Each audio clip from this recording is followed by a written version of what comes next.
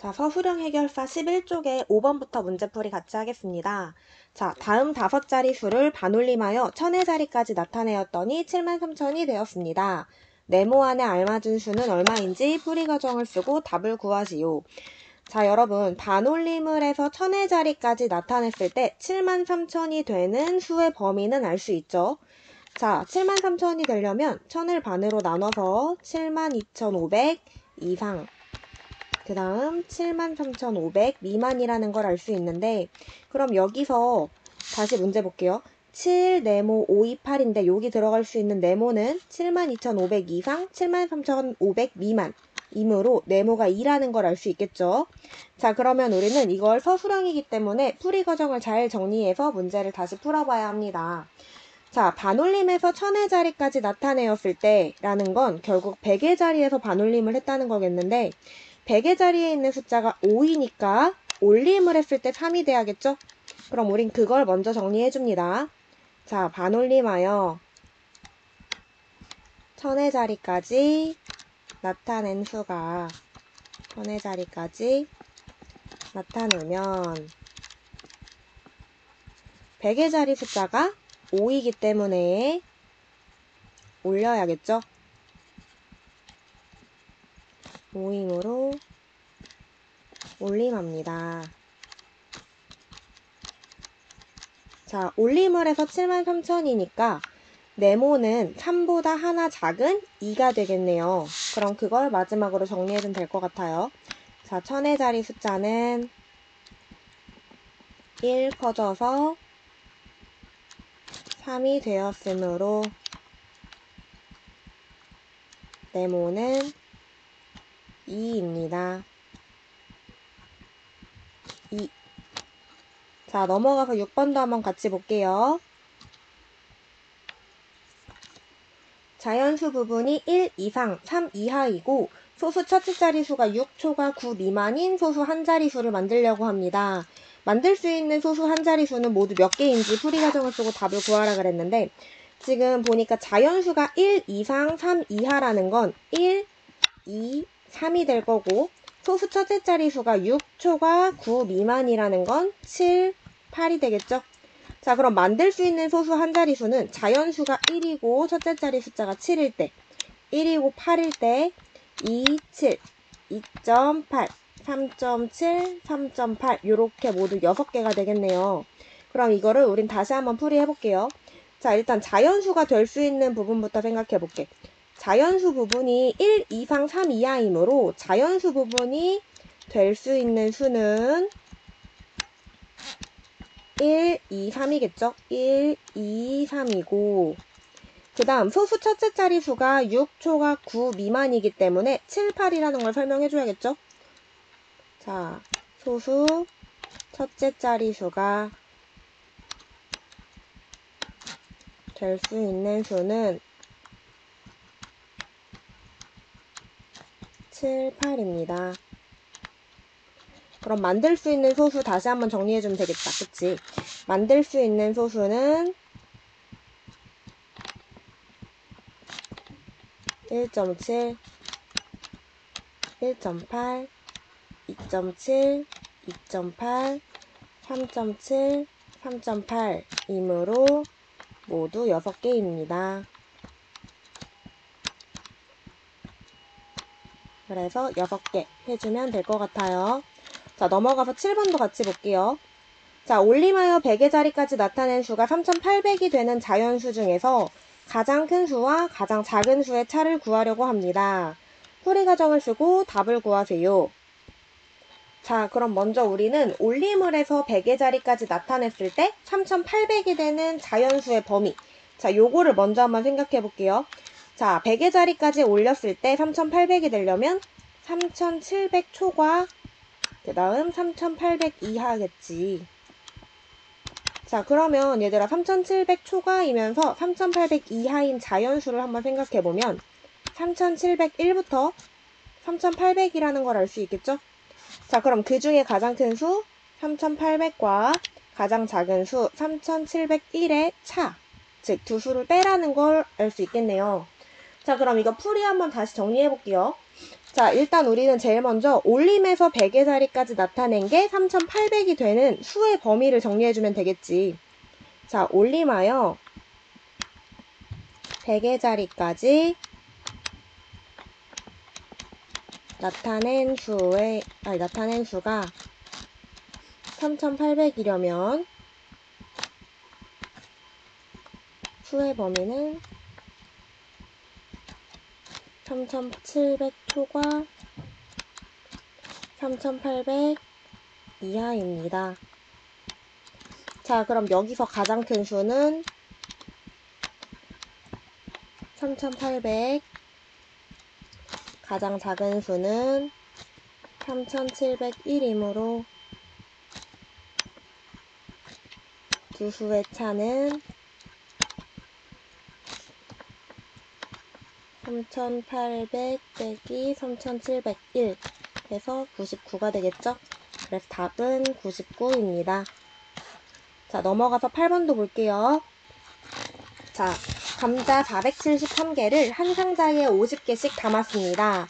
이 감자 한 상자를 8,000원에 팔려고 합니다. 상자에 담은 감자를 팔면 최대 얼마를 받을 수 있는지 풀이 과정을 쓰고 답을 구하세요.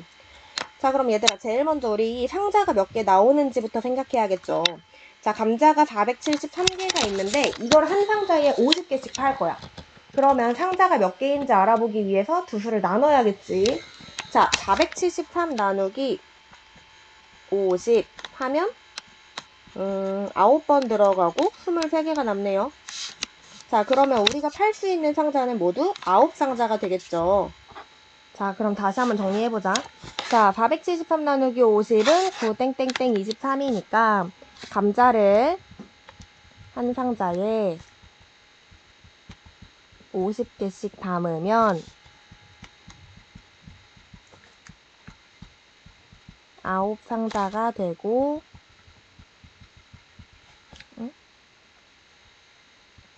23개가 남습니다.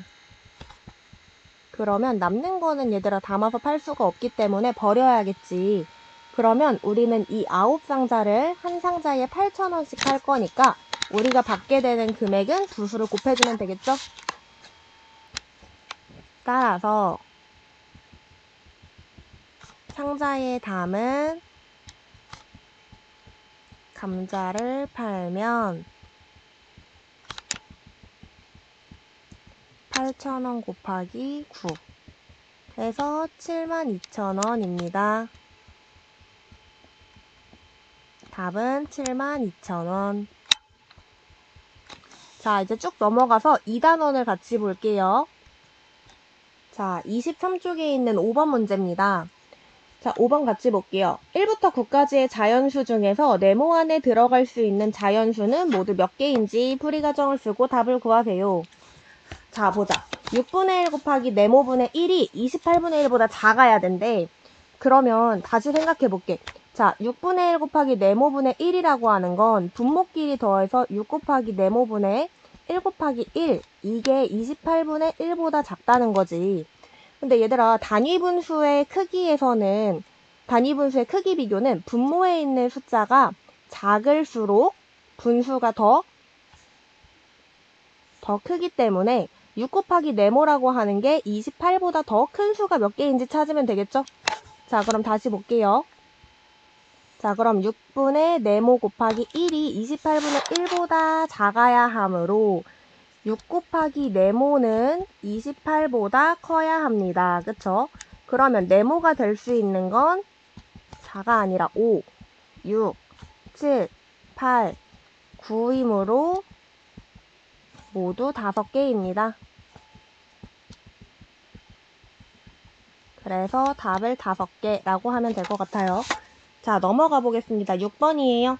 자, 직사각형에서 색칠한 부분의 넓이는 몇 제곱센티미터인지 풀이 과정을 쓰고 답을 구하라 그랬는데, 얘들아, 직사각형의 넓이 봤더니 지금 가로는 12cm라고 나와 있는데 세로의 길이는 나와 있지 않죠.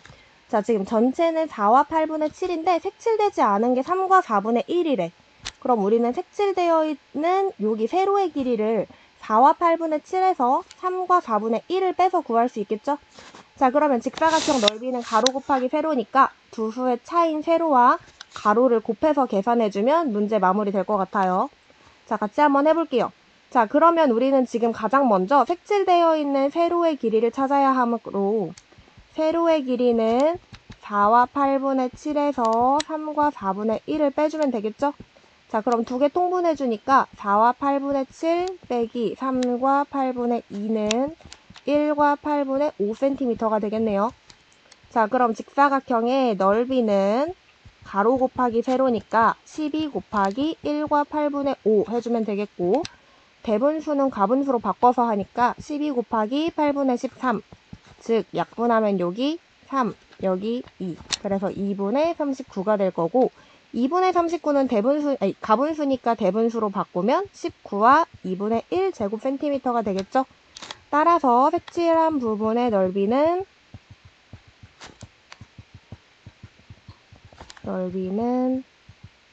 19와 2분의 1 제곱센티미터입니다. 답도 19와 2분의 1 제곱센티미터. 자, 그 다음 넘어가서 7번 문제도 같이 볼게요. 자, 범수는 1시간 동안 3과 3분의 2km를 걷는다고 합니다. 같은 빠르기로 2시간 15분 동안 걷는다면 몇 킬로미터를 갈 수 있는지 풀이 과정을 쓰고 답을 구하세요. 자, 지금 보니까 얘들아 1시간 동안 3과 3분의 2km를 걷는다고 했는데 지금 문제에서는 2시간 15분이라고 알려줬으면 이 2시간 15분을 시간으로 먼저 바꿔줘야겠죠. 자, 그럼 바꿔볼게요. 자, 2시간 15분이라고 하는 건 2와 60분의 15시간이니까 약분하면 2와 4분의 1시간이지. 자, 그러면 1시간 동안 3과 3분의 2를 걷는데 2와 4분의 1시간 동안 걷는 걸 물어봤으니까 두 수를 곱해주면 되겠네. 자, 따라서 2시간 15분 동안 걷는 거리는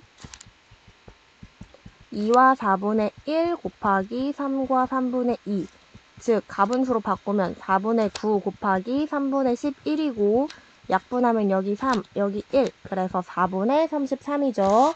얘를 대분수로 나타내면 8과 4분의 1이니까 답은 8과 4분의 1km입니다. 라고 마무리하면 되겠습니다. 자, 답은 8과 4분의 1km. 자, 넘어가서 마지막 문제 한번 같이 볼게요. 자, 떨어진 높이의 5분의 3만큼 튀어오르는 공이 있습니다. 이 공을 2와 9분의 7m에서 떨어뜨렸다면 두 번 닿았다가 튀어 올랐을 때의 높이는 몇 미터인지 풀이 과정을 쓰고 답을 구하세요라고 했지. 얘들아, 떨어진 높이 5분의 3이라고 했다는 건 떨어진 거랑, 떨어진 높이 라고 했다는 건 그거에 곱하기 5분의 3만큼 계속 튀어오른다는 거겠지.